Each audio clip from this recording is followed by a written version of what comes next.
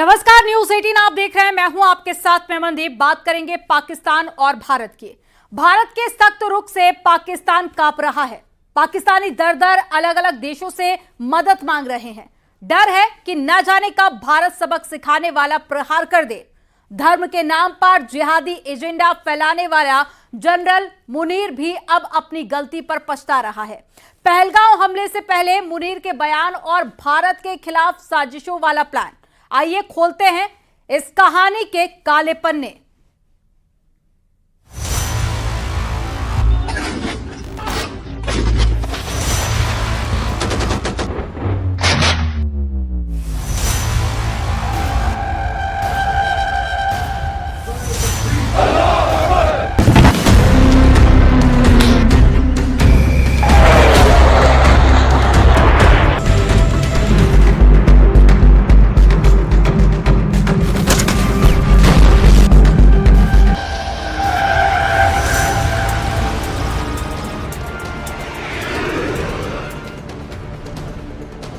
पाकिस्तानी सेना प्रमुख जनरल आसिम मुनीर, एक नाम जो आज भारत और पाकिस्तान के बीच तनाव की आग में केंद्र में है। पहलगाम आतंकी हमले के बाद भारत के सख्त रुख से डरा ये जनरल कहां मदद की भीख मांग रहा है, कैसे धर्म के नाम पर जिहादी एजेंडा फैला रहा है और भारत के खिलाफ साजिशों का मास्टरमाइंड कैसे बना। आइए खोलते हैं इस कहानी के काले पन्ने। 22 अप्रैल 2025 पहलगाम में 26 पर्यटकों की हत्या। भारत ने ठहराया पाकिस्तान को जिम्मेदार। पहलगाम में हुए आतंकी हमले ने पूरी दुनिया को हिलाकर रख दिया। 26 मासूम पर्यटकों की हत्या के पीछे भारत ने पाकिस्तान को जिम्मेदार ठहराया और सारा ध्यान गया general Asim Munir. Government stance on Kashmir is absolutely clear. It was our jugular vein. It is our jugular vein. We will not forget it, and we will not leave our Kashmiri brethren in their heroic struggle, what they are waging against the Indian occupation. जिन्हें इस हमले का mastermind माना जा रहा है, लेकिन भारत के जवाबी एक्शन से डरा ये जनरल अब क्या कर रहा है। पहलगाम हमले के बाद भारत ने कड़ा रुख अपनाया। इंडस वाटर ट्रीटी को निलंबित कर दिया, पाकिस्तानी नागरिकों के वीजा रद्द की और एलओसी पर सैन्य तैनाती बढ़ा दी। पाकिस्तानी सूत्रों के मुताबिक आसिम मुनीर और उनकी सेना भारत के सैन्य जवाब से खौफ में है। खबरें हैं कि हमले के बाद मुनीर कई दिनों तक सार्वजनिक रूप से गायब रहे, जिससे अटकलें तेज हुई कि वो भारत की सर्जिकल स्ट्राइक से डरकर छिप गए। भारत के बढ़ते दबाव से घबराए आसिम मुनीर और पाकिस्तानी सरकार ने दुनिया भर से मदद मांगनी शुरू कर दी। पाकिस्तानी पीएम शहबाज शरीफ ने अमेरिकी विदेश मंत्री मार्को रूबियो से फोन पर बात की, जिसमें उन्होंने भारत की जिम्मेदारी से काम करने की सलाह देने को कहा। संयुक्त राष्ट्र की महासचिव एंटोनियो गुटेरेस से भी तनाव कम करने की अपील की गई है, लेकिन सबसे ज्यादा निर्भरता है चीन पर, जो पाकिस्तान का सदाबहार दोस्त है। सूत्रों का कहना है कि मुनीर ने सीपीईसी और सैन्य सहायता के लिए चीन से गुप्त मुलाकातें की, लेकिन कोई खास मदद इंटरनेशनल फोरम से पाकिस्तान हासिल नहीं कर सकता। Well, our forefathers, they thought that we are different from the Hindus in every possible aspect of life. Our religion is different. Our customs are different. Our traditions are different. Our thoughts are different. Our ambitions are different. That was the foundation of the two-nation theory that was laid there. That we are two nations. We are not one nation. जबकि दुनिया भर के देशों ने भारत का समर्थन जताया। आसिम मुनीर की असल पहचान है उसका जिहादी एजेंडा। 15 अप्रैल को इस्लामाबाद में दी गई भड़काऊ स्पीच से टू नेशन थ्योरी का जिक्र किया और मुसलमानों को हिंदुओं के खिलाफ भड़काया। फरवरी में मुजफ्फराबाद में आसिम मुनीर ने कहा कि जिहाद और आस्था के दम पर मुस्लिम हमेशा जीतेंगे। माना जा रहा है कि इस बीच स्पीच ने पहलगाम हमले के लिए आतंकियों को उकसाया। मुनीर की कट्टर धार्मिक पृष्ठभूमि भी ये सब सवालों को पुख्ता करती है। आसिम मुनीर भारत के खिलाफ साजिशों का केंद्र है। भारत का आरोप है कि पहलगाम हमले में लश्कर-ए-तैयबा और जैश-ए-मोहम्मद जैसे आतंकी संगठनों को पाकिस्तानी सेना का समर्थन था। मुनीर के नेतृत्व में पाकिस्तान ने एलओसी पर लगातार सीज फायर उल्लंघन किया, जिससे पिछले 8 दिनों से गोलाबारी जारी है। खबरें हैं कि हाफिज सईद और मसूद अजहर जैसे आतंकियों को आईएसआई और मुनीर ने सुरक्षित ठिकानों पर छिपाया है। अब भारत के एक्शन से कांपता ये जनरल आखिर क्या कदम उठाता है, ये देखने वाली बात होगी। Bureau report, news 8। और इसी बीच पाकिस्तान पर एक और बड़ा प्रहार हुआ है। भारत सरकार ने पाकिस्तान से आने वाली चीजों पर अब पूरी तरह से बैन लगा दिया है, जिसका मतलब है कि अब कोई भी चीज किसी भी तरह से पाकिस्तान से नहीं आएगी। वाणिज्य मंत्रालय ने कहा है कि अब पाकिस्तान से पूरी तरह से आयात बैन कर दिया गया है।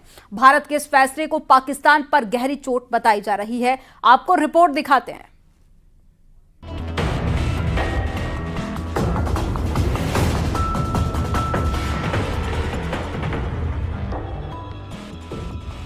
बाईस अप्रैल को पहलगांव में हुए आतंकी हमले का परिणाम पाप को पालने वाले पाकिस्तान को कुछ इस तरह से मिला है। देश की सरकार ने पाकिस्तान पर ऐसे बैन लगा दिए हैं जिससे उसकी कमर टूट जाएगी, उसे गहरा आघात लगेगा। पहले पानी की वजह से पाकिस्तान बूंद बूंद को तरसने वाला था, तो अब भारत ने पाकिस्तान से आने वाले सभी सामानों के आयात पर रोक लगा दी है, जिसका मतलब ये है कि अब पाकिस्तान से सीधे या किसी और रास्ते से कोई चीज भी भारत में नहीं लाई जा सकेगी। सरकार के मुताबिक ये फैसला देश की सुरक्षा और जनता के हित में लिया गया। यही नहीं, नियम तुरंत लागू हो गया। सरकार के नोटिफिकेशन में कहा गया है कि अगर किसी को इस रोक से छूट चाहिए तो उसे पहले भारत सरकार से इजाजत लेनी होगी। पहलगांव हमले के बाद में सरकार ने पाकिस्तान से पहले डायरेक्ट ट्रेड यानी कि एक्सपोर्ट इंपोर्ट को बंद किया था। अब सरकार ने इनडायरेक्ट इंपोर्ट भी बंद कर दिया है। ये पाकिस्तान पर गहरी चोट है। जिन्होंने ये हमला किया है, उन आतंकियों को और इस हमले की साजिश रचने वालों को उनकी कल्पना से भी बड़ी सजा मिलेगी। अब आतंकियों की बची खुची जमीन को भी मिट्टी में मिलाने का समय आ गया है। पाकिस्तान में भारत के एक्शन का अंजाम भी दिखने लगा है। पाकिस्तान पर भारत की तरफ से हो रहे चौतरफा प्रहार से वहां हाहाकार मच गया। वैसे भी पाकिस्तान आर्थिक तंगी से जूझ रहा है। कर्ज, मुद्रास्फीति और आंतरिक अस्थिरता पाकिस्तान को खोखला कर चुकी है। ऊपर से भारत के लगाए प्रतिबंधों से पाकिस्तान की बची कुची अर्थव्यवस्था ध्वस्त होने वाली है। पाकिस्तान सिर्फ जरूरी चीजों जैसे कि सेंधा नमक और मुल्तानी मिट्टी ही मंगाता था। अब ये भी पूरी तरह से बंद हो जाएगा, जिसे पाकिस्तान पर सबसे बड़ा इकोनॉमिक सर्जिकल स्ट्राइक माना जा रहा है, क्योंकि भारत की तरफ से द्विपक्षीय व्यापार रोक देने से पाकिस्तान में महंगाई और बढ़ जाएगी। यहाँ तक कि वहाँ पर दवा के दामों में भी 2 गुना बढ़ोतरी हो जाएगी। इससे पहले भारत की तरफ से सिंधु जल समझौते को रद्द करने से पाकिस्तान में अन्न का संकट गहराने लगेगा, क्योंकि पाकिस्तान की 80% कृषि सिंधु नदी और उसकी सहायक नदियों पर निर्भर है। भारत के पानी रोकने से सिंध प्रांत और पंजाब में फसल उत्पादन में 20 से 30% तक की कमी हो सकती है, जिससे खाद्य संकट और महंगाई बढ़ेगी। कराची और लाहौर जैसे शहरों में पीने के पानी की कमी भी गहरा सकती है और पाकिस्तान की बत्ती भी गुल हो सकती है। पहलगांव हमले के बाद में भारत के एक्शन से घबराए पाकिस्तान ने भारतीय एयरलाइंस के लिए अपना हवाई क्षेत्र बंद कर दिया था, जिसके बाद में भारत ने पाकिस्तान विमानों के रास्ते बंद कर दिए, जिसका असर पाकिस्तान पर खासा देखने को मिल रहा है। यही नहीं, बंदरगाह पर पाकिस्तानी जहाजों को बैन कर दिया गया। इसके साथ ही भारत ने पाकिस्तान पर डिजिटल स्ट्राइक भी की है। पाकिस्तानियों के यूट्यूब चैनल और सोशल मीडिया अकाउंट को ब्लॉक कर दिया गया। इसके अलावा विश्व के मंच पर भी पाकिस्तान को घेरा जा चुका है। पहलगांव हमले के लिए पाकिस्तान को जिम्मेदार ठहराते हुए संयुक्त राष्ट्र और 13 विश्व नेताओं को सबूत दिए हैं, जिसके चलते कई ताकतवर देशों ने आतंक के खिलाफ भारत का साथ देने का ऐलान किया। यानी पहलगांव हमले के बाद पाकिस्तान पर हर तरफ से भारत प्रहार कर रहा है। भारत के एक्शन से पाकिस्तान थर-थर कांप रहा है। Bureau report, news 18।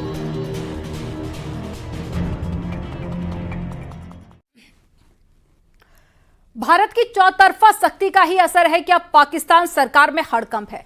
सेना की घबराहट मदद मांगने के कदम से साफ दिखाई देती है। अब साफ है कि भारत का शिकंजा लगातार कसता ही जाएगा। उधर पाकिस्तान ने चीन से गुहार लगाई है, तो खबर है कि चीन भारत के दमदार टैंकों से मुकाबला करने के लिए पाकिस्तान को टैंकों की खेप दे सकता है। आपको रिपोर्ट दिखाते हैं।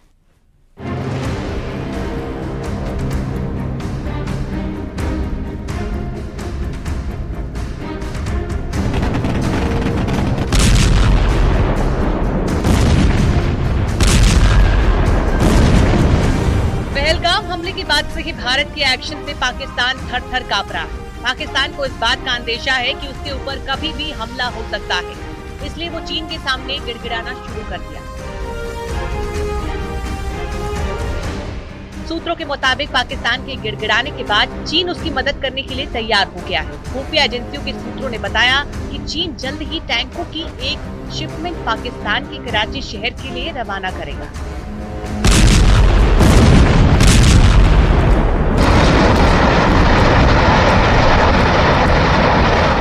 और इस टैंकों से पाकिस्तान भारत के ताकतवर टैंकों से मुकाबला कर रहा है। दरअसल खुफिया एजेंसियों के सूत्रों ने दावा किया है कि पाकिस्तान के हथियार भंडार खाली हो चुके हैं और इसलिए उसने चीन के सामने हथियारों के लिए गिड़गिड़ाना शुरू कर दिया।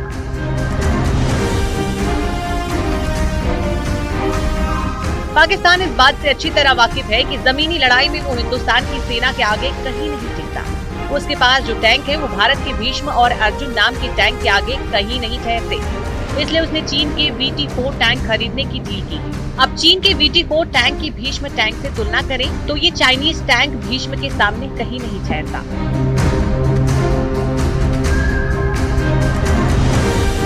भीष्म टैंक में 125 mm स्मूथ बोर गन है, तो VT-4 tank 125 mm smooth bore gun लगे। इंजन पावर की बात करें तो भीष्म टैंक में 1000 HP डीजल इंजन है और VT-4 टैंक में 1300 HP टर्बोचार्ज इंजन है। क्रू मेंबर की बात करें तो दोनों में 3-3 क्रू मेंबर रहते हैं। रक्षा कवच की बात करें तो भीष्म में cactus K6 exclusive reactive armour लगे हैं और चीन के VT-4 टैंक में स्टैंडर्ड चाइनीज कंपोजिट आर्मर है। रात में ऑपरेशन क्षमता की बात करें तो भीष्म टैंक दिन रात फाइटिंग कर सकता है, जबकि चीन के VT-4 टैंक की क्षमता सीमित है। चलने की दूरी की बात करें तो भीष्म की रेंज लगभग 550 किलोमीटर है और चीन के टैंक की रेंज 500 किलोमीटर है।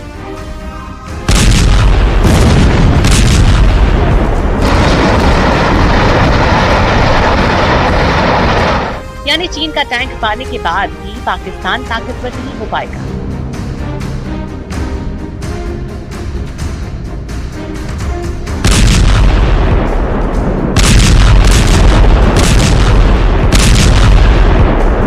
यही नहीं, पाकिस्तान की घबराहट उसके मिलिट्री डील से भी दिखती है, जबकि असलियत ये है कि वो घबराया हुआ है। उसके पास ना तो हथियार है और ना ही पैसा। पहलगाम आतंकी हमले के बाद जब से भारत के प्रधानमंत्री नरेंद्र मोदी ने सेना को कार्रवाई की खुली छूट दी है, तब से पूरा पाकिस्तान खौफ से भर गया। पहलगाम में हुए आतंकी हमले के बाद LOC और पेट्रोलिंग बढ़ा दी गई है और सख्ती से पाकिस्तान पर शिकंजा कसा जा चुका है।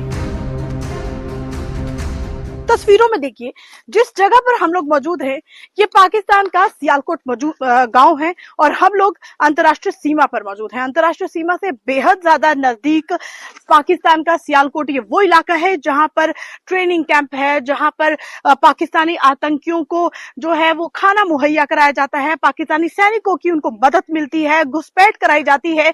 और अंतर्राष्ट्रीय सीमा से जब घुसपैठ होती है तो आतंकी जो है कठुआ बिलावर से होते हुए कश्मीर पहुंच जाते हैं। ये तस्वीरों में आप देखिए किस तरीके से बहुत करीब हमने दिखाने की कोशिश की। पाकिस्तान के घर यहाँ पर दिख रहे हैं, इन्हीं घरों की पनाह पाकिस्तानी आतंकी लेते हैं और उसके साथ पाकिस्तानी पोस्ट आपको दिख रही है, फसल कटाई आपको दिख रही है। बता दें, सूत्रों से मिली जानकारी के मुताबिक ये पता चला है कि ये जो फसल की कटाई हो रही है और बाइक पे जो लड़के यहाँ पर जो घूम रहे हैं, इन फसल कटाई के किसान जो हैं उनमें भी पाकिस्तानी रेंजर जो है वो सिविल कपड़ों में मौजूद हैं और लगातार वो रैकी कर रहे हैं, इस बात की रैकी कर रहे हैं कि किस तरीके से वो भारत के हालात को जाना जाए। वो पोस्ट के बिल्कुल नजदीक है, सिविल कपड़ों में घूम रहे हैं, क्योंकि जो फसल कटाई के लिए किसान आते हैं वो बिल्कुल सरहद के पास होते हैं। भारत की चौतरफा सख्ती का ही असर है कि अब पाकिस्तान सरकार में हड़कंप। सेना की घबराहट मदद मांगने के कदम से साफ दिखाई देती है। अब साफ है कि भारत का शिकंजा लगातार कसता ही जाएगा।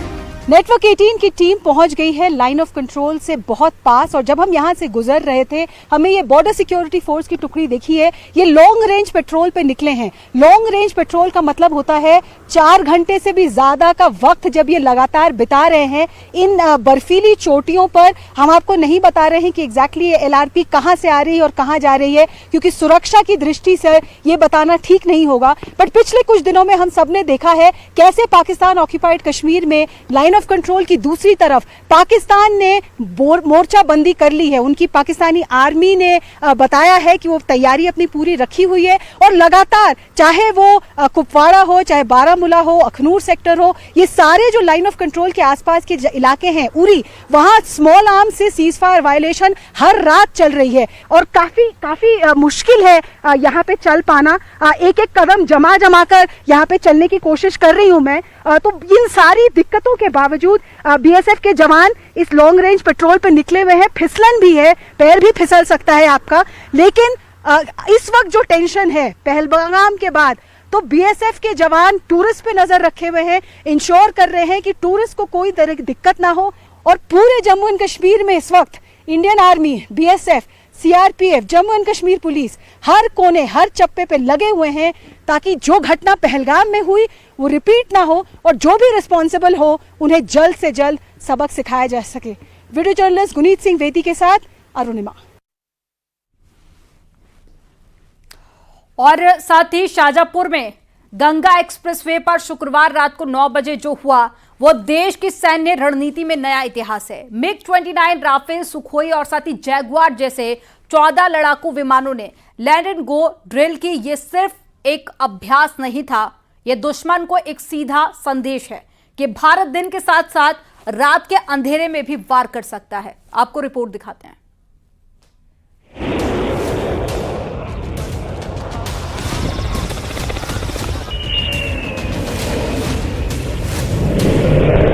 पाकिस्तान से जारी तनातनी के बीच भारतीय वायुसेना ने उत्तर प्रदेश के शाहजहांपुर में गंगा एक्सप्रेसवे पर फाइटर जेट और हेलीकॉप्टरों की लैंडिंग का अभ्यास किया। ये भारतीय वायुसेना ने पहली बार किया। इससे पहले ये प्रैक्टिस बस दिन के उजाले में की गई थी।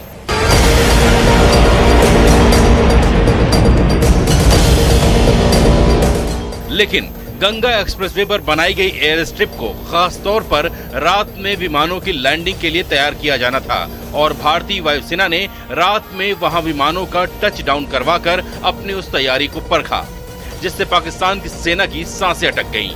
रात के अंधेरे में बादलों को चीरते हुए सुखोई और मिराज जैसे लड़ाकू विमान गंगा एक्सप्रेसवे की तरफ उतरते नजर आए। देख सकते हैं कि इस वक्त देश के सबसे बड़े रनवे गंगा एक्सप्रेसवे की जो एयर स्ट्रिप है उस पर इस वक्त भारतीय वायुसेना के जो जहाज हैं वो नाइट लैंडिंग करते हुए नजर आ। देख सकते हैं कि ये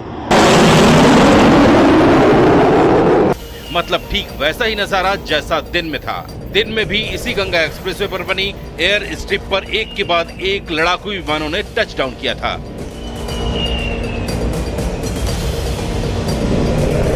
मतलब पाकिस्तान को यह साफ संदेश था कि दिन हो या रात, उजाला हो या अंधेरा, भारतीय वायुसेना की ताकत पर कोई असर नहीं पड़ने वाला।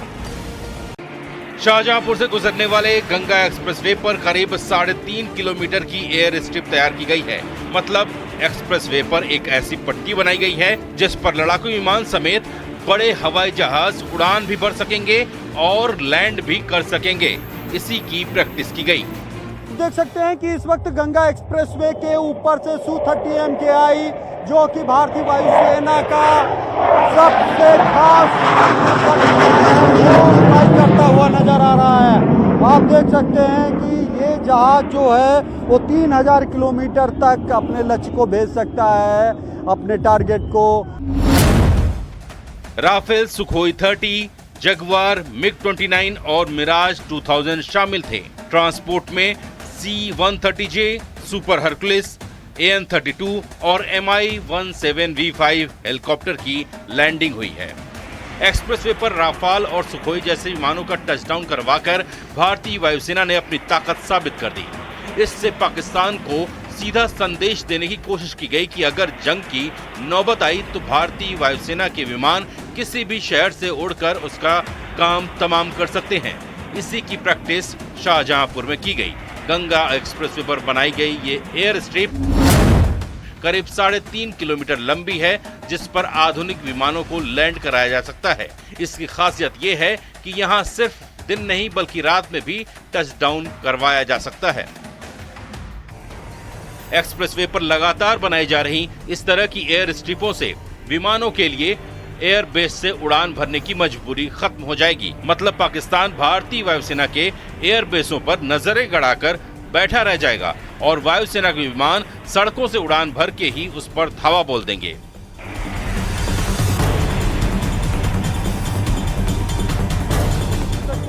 इस वक्त गंगा एक्सप्रेसवे पर Su-30 MKI जो कि भारतीय वायुसेना का बेहद खास युद्धक विमान है, वो इस वक्त उड़ान भरते हुए नजर आ रहा है। आप देख सकते हैं कि इस वक्त गंगा एक्सप्रेसवे पर जो एयर स्ट्रिप बनाई गई है उस पर भारतीय वायुसेना के फाइटर प्लेन जो है उड़ान भरते हुए नजर आ रहा है। सबसे पहले AN-32 और उसके बाद आपने देखा कि 130J सुपर हरक्यूलिस के बाद अब ये सुखोई जहाज ऊपर से आपको उड़ता हुआ नजर आया है। ये जो जहाज है ये बेसिकली रूस का है, ट्विन सीटर वाला है, मल्टी रोल फाइटर जेट है।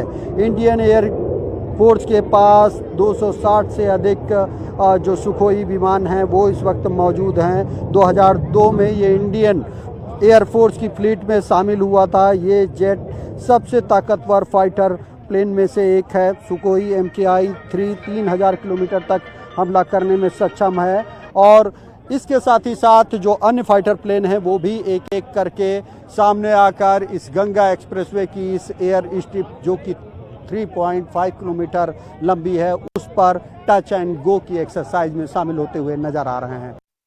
भारत के पास ऐसी सिर्फ एक एयर स्ट्रिप नहीं है, बल्कि भारत ने ऐसे कई एक्सप्रेसवे तैयार कर रखे हैं जिन पर विमानों की लैंडिंग कराई जा सकती है और एक्सप्रेसवे का ये जाल भारत के कई राज्यों में फैला हुआ है। भारतीय वायुसेना केंद्रीय सड़क और परिवहन मंत्रालय के साथ मिलकर देश भर में ऐसी कुल 28 एयर स्ट्रिप बनाने की तैयारी में लगी हुई है, जिनमें कई तो बनकर तैयार हो चुकी हैं और कई की टेस्टिंग भी की जा चुकी है। इनमें अकेले उत्तर प्रदेश में ही 4 एक्सप्रेसवे पर एयर स्ट्रिप बनाई जा चुकी हैं। वहीं चीन के खतरे को देखते हुए असम में भी 5 एयर स्ट्रिप बनाई जा रही हैं। यूपी के अलावा राजस्थान और ओडिशा में भी एक एयर स्ट्रिप की टेस्टिंग की जा चुकी है। एयर स्ट्रिप का महत्व इमरजेंसी या युद्ध काल के दौरान भारतीय वायुसेना के लिए वैकल्पिक रनवे स्थापित करके भारत की रक्षा तत्परता को मजबूत करना है।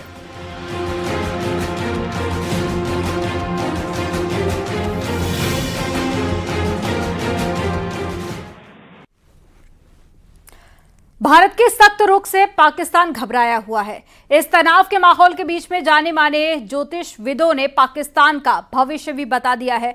आपको रिपोर्ट दिखाते हैं।